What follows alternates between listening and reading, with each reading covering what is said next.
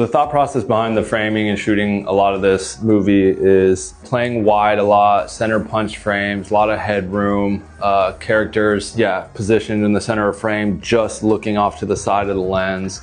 And I'm just a big fan of like doing and shooting things that feel not only like super wide, I love wide angles and feeling the space, and then even going in for close-ups, like still using a wide angle lens and moving in. But I feel like that's like where you can get and have a lot of fun with like just, wow, that's a cool frame, almost like it's a picture. But when you shoot, I feel like traditionally, a lot of movies, the way they traditionally shoot, you know, you have your kind of wide establishing, but there's like dirties and over the shoulders, and then you punch into a 50 mil, and we're kind of not shooting it, I would say, like very typical. And I think you've seen a big swing in these like unique frames lately, with especially like in a lot of like A24 films, and just like one TV show that my mind always goes back to is like Mr. Robot.